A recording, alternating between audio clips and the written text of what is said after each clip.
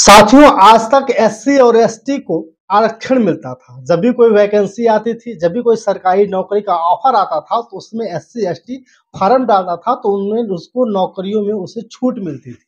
बहुत सारी ऐसी वैकेंसियां होती रही हैं जिसमें एससी एसटी को आरक्षण के बल पर बहुत सारे ऐसे लड़के जो नहीं हो पाते थे, जिन्हें नौकरी नहीं मिल पाती थी, वो आरक्षण के बल पर नौकरी मिल जाती थी। लेकिन सुप्रीम कोर्ट ने बहुत बड़ा फैसला ला दिया है और साथ ही उस एससी एसटी आरक्षण को दो भागों में वर्णित कर दिया है, यानी कि उसको वर्गीकृत कर दिया है। इसमें एक क्रीमी लेयर का ऑप्शन आ चुका है। क्रीमी लेयर ऑप्शन के बारे में शायद आपको नहीं पता होगा, उसके बारे में हम बताएंगे और साथ ही ये भी बताएंगे जिस तरह से सावन का महीना चल रहा है, सावन के महीने में बहुत सारे मंदिरों में ब्राह्मण लोग मिल करके दलित पिछड़े लोगों को हमेशा बेवकूफ बनाने के लिए हमेशा तत्पर रहे हैं। काल भैरव मंदिर का एक मामला सामने आया है, जिसमें एक मंदिर है, उस मंदिर की छोटी सी द्वार है और छोटी सी द्वार के अंदर भगवान सिद्धार्थ यानी भगवान बुद्ध की मूर्ति लगी हुई है। उसी भगवान बुद्ध की मूर्ति के ऊपर लोग जल चढ़ा रहे हैं, फूल डाल रहे हैं और बुद्ध की मूर्ति को लोग साक्षात बता रहे हैं कि ये काल भैरव का मूर्ति है। यानी कि इसमें भगवान काल भैरव रहते हैं और काल भैरव के नाम पर ही भगवान बुद्ध की पूजन अर्चन होती रहती है। इस देश में हिंदू समाज के लोग लगातार दलित पिछड़ों को लगातार लूटने का काम करते रहे हैं, लोगों को बेवकूफ बनाने का काम कर रहे हैं। आप देख रहे हैं जिस तरह से एक तरफ भगवान बुद्ध की मूर्ति है और भगवान बुद्ध की मूर्ति को लोग विस्थापित करके उसके अनेकों रूप देने का प्रयास किए, उससे कह मेरे प्यार साथियों, अभी भी लोग सावन के महीने में इतना भी समझ नहीं पा रहे हैं कि क्या सच में ये काल भैरव ही है या भगवान बुद्ध है। किसी को क्या समझा है। कांवड़िए बोलबम की तरफ निकल पड़े हैं और लगातार इस सावन में रोज हर सोमवार को भीड़ लग रही है।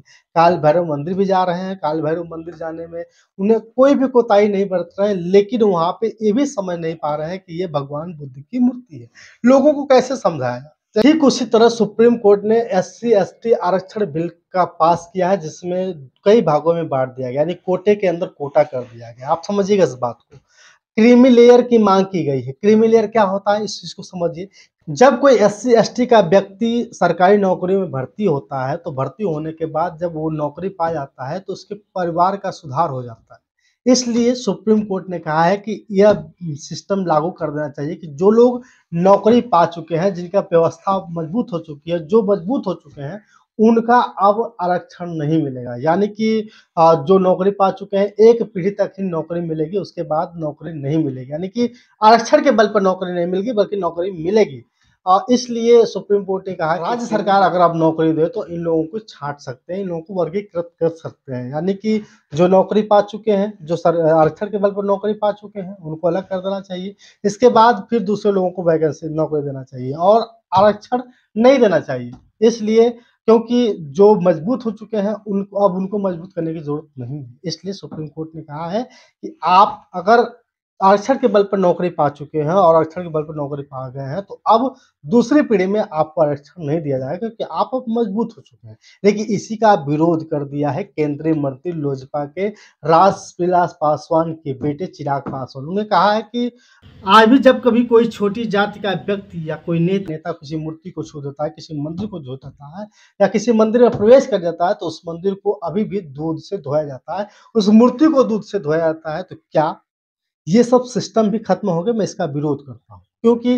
रामविलास पासवान के बेटे चिराग पासवान नहीं चाहते कि क्रीमी लेयर स्थापित हो, क्योंकि क्रीमी लेयर की वजह से लोग तो मजबूत होंगे, लेकिन जो नौकरी पा जाएगा फिर भी उनको उसी ध्येय से देखा जाएगा, उसी निगाह से देखा जाएगा। तो मेरे प्यारे साथियों, आप समझ सकते हैं कि आरक्षण खत्म कर देना बड़ी बात है, देखिए आरक्षण के अंदर आरक्षण देना, यानी एक तरफ क्रीमी लेयर को कर देना, आरक्षण को वर्गीकृत कर देना, एससी एसटी के आरक्षण को वर्गीकृत कर देना, दो भागे हुए बांट देना, ये कहीं न कहीं गलत है। अब जो व्यक्ति सरकारी नौकरी आरक्षण के बल पर पा चुका है, अब उसका बेटा कहाँ से कैसे पता चलेगा कि वो बच्चा पढ़ने में ठीक होगा? कैसे कहेंगे कि बड़का लड़का जो है कि आरक्षण उसको नहीं चाहिए? तो कहीं न कहीं चिराग पासवान ने भी इस मामले को उठा दिया है। उन्होंने कहा है कि क्रीमी लेयर की छटनी नहीं होना चाहिए, क्योंकि आज भी जब छोटा कोई व्यक्ति, छोटी समाज का व्यक्ति किसी मूर्ति को छू देता है तो उसको धोया जाता है। तो कैसे इसे संभव होगा? हम अपील करेंगे, इसे फिर से सुप्रीम कोर्ट को सुनवाई करनी चाहिए, इसे फिर से जाँच करनी चाहिए, समझनी चाहिए इसके बाद फैसला देना चाहिए। बाकी आपकी राय, शुक्रिया।